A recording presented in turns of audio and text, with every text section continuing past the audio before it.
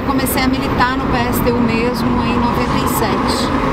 Já ajudei na campanha eleitoral em 96, mas em 97 eu começo a militar. Por que eu comecei a militar? A primeira motivação foi de fato as questões concretas da vida do trabalho, da educação, as contradições da vida do trabalhador em educação como professora.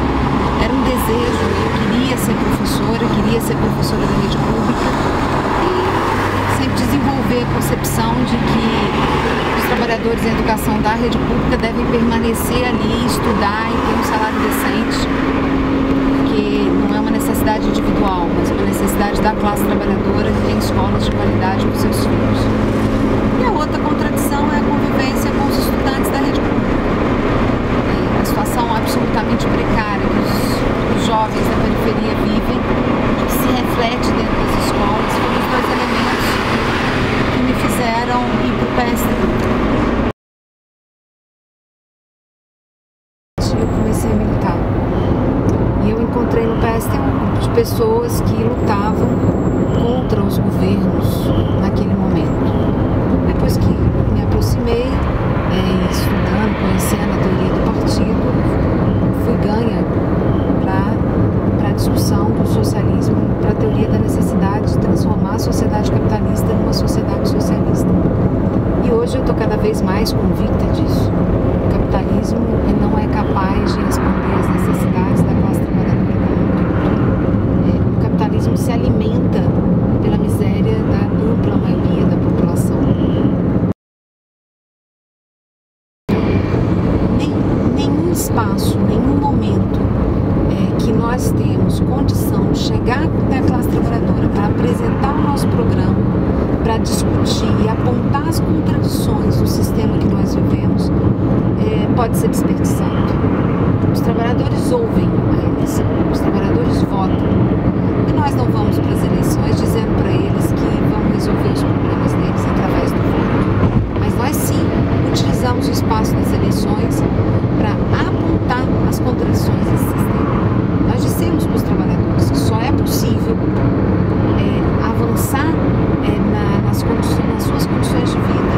Só é possível que as propostas, inclusive, que todos os candidatos apresentam sejam cumpridas se nós rompermos, estatizarmos o sistema financeiro, se nós pararmos de pagar a dívida.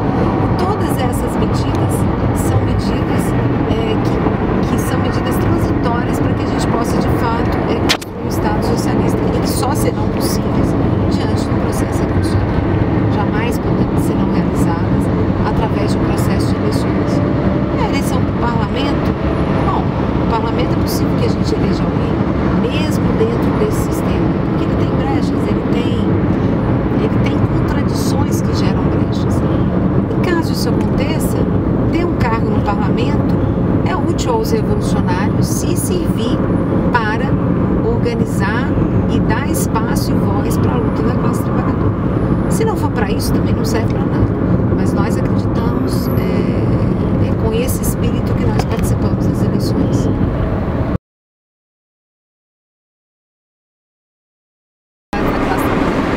O cerne do capitalismo é a acumulação de riqueza na mão dos capitalistas. É isso que é a concepção básica do sistema. Nunca vai ser possível que os trabalhadores tenham mais direitos, mais condições de vida, condições de vida mais decentes numa sociedade capitalista. E o modelo de sociedade que é capaz, de fato, de socializar a riqueza que é produzida coletivamente, de garantir aos trabalhadores que eles tenham acesso à riqueza que eles produzem, para que possam ter moradia digna, ter escola, ter saúde, ter transporte, ter uma vida de qualidade, trabalhar menos, para ter possibilidade de desenvolver suas potencialidades, é o socialismo. E hoje, do meu ponto de vista, um partido que é coerente na organização e na luta pelo socialismo, na luta cotidiana, e não tem isso só como uma bandeira escrita no seu programa, é o PSTU, que faz isso no dia a dia, que luta de fato para que a consciência dos trabalhadores possa avançar, que a ideia do socialismo possa ser construída e que a gente possa de fato caminhar para uma transformação